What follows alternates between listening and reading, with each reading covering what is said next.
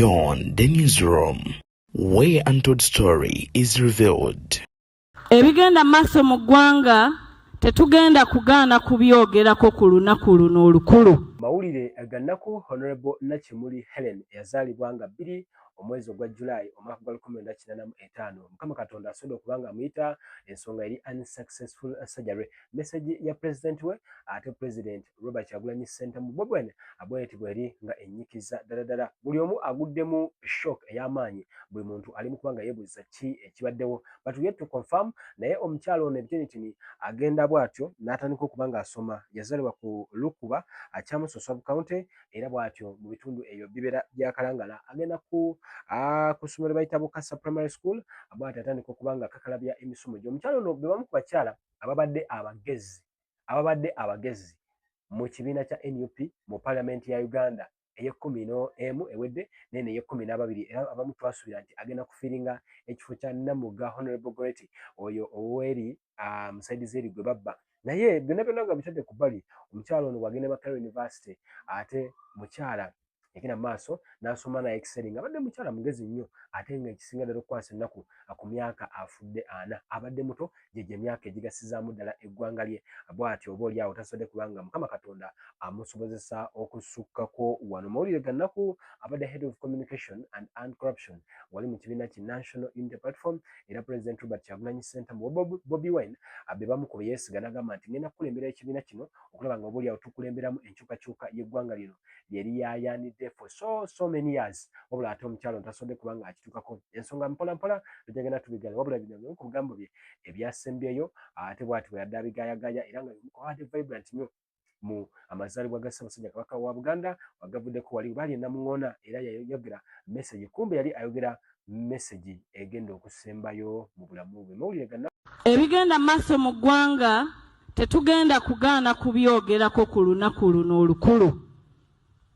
Olwaleero mbadde nzija ssebo w'ekitiibwa Katikkiro nendaba ku X nga waliwo omutemu gwe balese mu kkooti y'abantu naye bamulese bamuwembejja, bamulese bamukuumye, bamulese nga balinga abaleeta zaabu. Naye abantu abatalina musango abaakwatibwa olw'ebyobufuzi bali mu makomera bavunda. Tebaweereddwa mukisa kuyimirirwa oba kweyimirirwa, tebaweereddwa mukisa kuwulizibwa, bali mu komera emyaka 5 wabula oli bamuleetanga abaleeta. It is really ashaming. Eggwanga lyaffe tetulikkiriza kugenda eyo gye tutaagala ligende. Nze ndi mwana wa buwala ate Omuganda. Taata waffe yatukuza atugamba tutambulire mu kkubo eggolokofu, tutambulire mu mazima, twogerenga amazima gatufuulenga ab'eddembe. Ekituufu kiri nti eggwanga lye liraga embeera mbi naye ffenna tutudde tusirise. Ne bannaddiini abamu mutudde musirise mugamba ate maama bwe nnaayogera banampa emmotoka, bwe nnaayogera tebannwane. Kkiriza okole ekituufu ku lw'abantu, empeera yo eri mu ggulu oba ojja ffuna ejjana.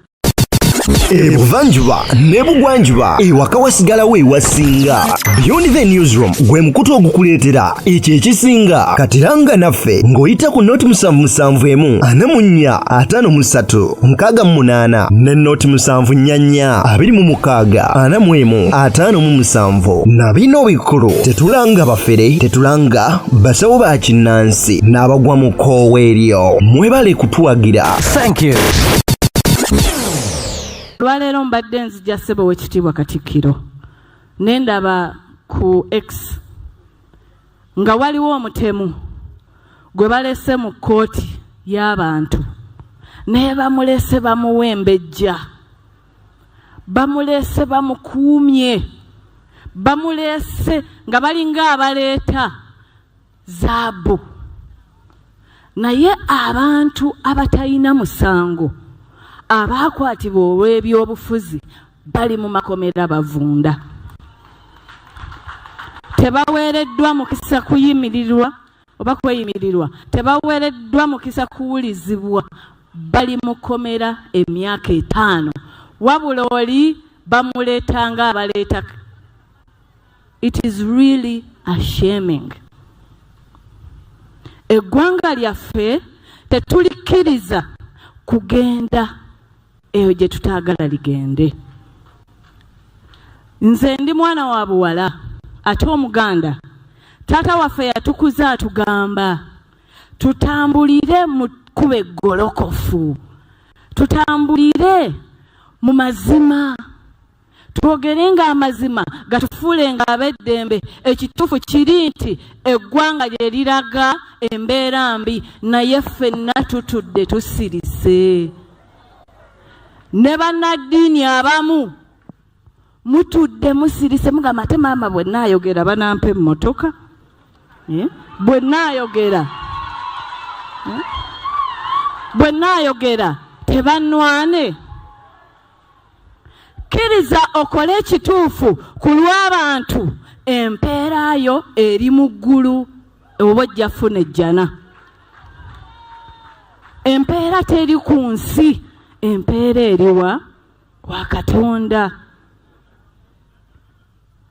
Mu Bayibuli omwo mulimu omukyala gwe bayita Eseza. Eseza yali mukyala w'amaanyi. Kabaka n'amuwa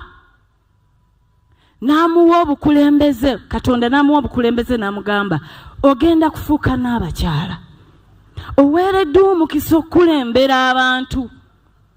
Naye bw'onaalabanga abantu balina ebizibu n'otabayambako kuva mu buzibu obwo, ngenda kutta famire yo, nzite buli kikukwatako kyonna osangukewo. Bannaye tetwagala kubeera nga bantu abo batagenda kubanga beeseza. Tugenda kubanga ba Eseza okuweereza abantu. Nammwe mbakubiriza abali wano, naddala mu abakyala. Abakyala ffe tuzaala, ffe tukuza, tulwane okulabanga eggwanga lyaffe tulitebenkeza okulizza mu mikono emituufu. Era tusaba Katonda Yesu Kristo nga bwe yazuukidde olunaku lw'eggulo, n'abalala bagamba yazuukira ku luli, azuukire n'eggwanga eppya. Era azuukire n'obuwanguzi bwaffe, Uganda etebenkere mu mirembe gye tubadde twegomba ebbanga lyonna. Ku lwa Katonda n'ensi yange awangale nnyo maaso moogi.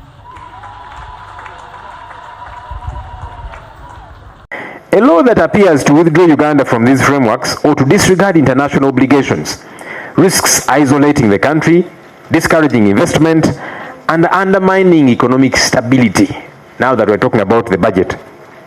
Furthermore, we must consider the potential implications for human rights and governance. If the sovereignty bill is used to justify restrictions on accountability, media freedom, or civil society engagement, then it ceases to be a tool of protection and becomes an instrument of control. This would not only weaken our institutions, but also erode public trust in government. As the opposition, we are not against the protection of Uganda's sovereignty.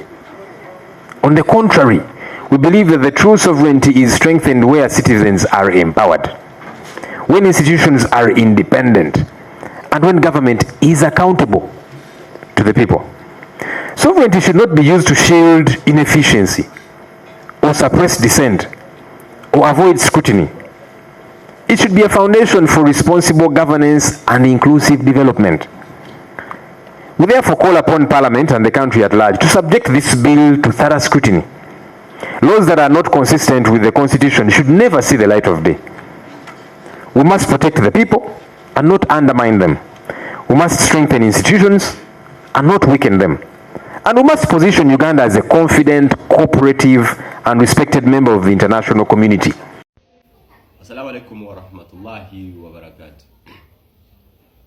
Bw'ogoberera obulungi ebyabadde mu conference ya RDI gye yabadde mu New York City,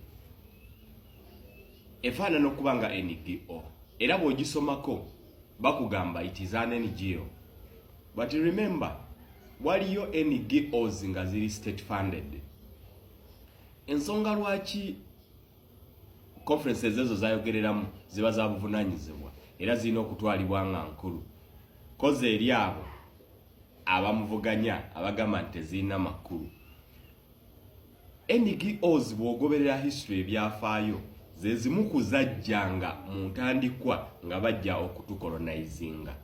State webeera ne sovereign, state endala eyinza obutajja kuyingirawo, naye bwe bakozesa zi NGOs tewali waagana NGOs kujja. Olunaku olumu president wa Bufaransa yakyalako Botswana, Nicolas Sarkozy n'agamba nti mwe ba African states mwegendereze ezijjanga NGOs n'abajjanga ba NGO agents, olumu babeera ba state spies. So abamu bwe baba balinda nti banaamulaba mu Congress nga gyayogerera, nezi NGOs olumu zibeera state funded. Kyekyo kyava mu president wa Bufaransa Nicolas Sarkozy. Bw'olaba mu vidiyo ezo ng'olaba abazungu abasajja abakulu nga bajja bamufuneko ebifaananyi, bamuwadde engule, bamupromotinga. Tebapromotinga muyimbi, bapromotinga politician gwe balabyemu ensonga. Ate gavumenti z'abazungu ziyinza obutajja direct kuvaayo kulaba ng'ezirwana ne sovereign states endala, nezisobola okukozesa NGOs nezisobola okupenetratinga mu state gye ziba zaagala. Gwe teweegendereza lwaki America eruzinga omuntu omu, for example Southern Sudan nezireeta abasirikale 1,400 banunula omuntu omu. Olowooza baba banunula citizen? Baba tebanunula citizen, baba banunula state agent waabwe. America buli woolaba ng'etaddewo force guteebereza Omumerika omu ng'afunye obuzibu bwe Southern Sudan, America esobola okusindika ennyonyi 4 zijje zikima omuntu omu. Ziba zikima citizen waabwe, ziba tezikima citizen waabwe. Amagezi gazze.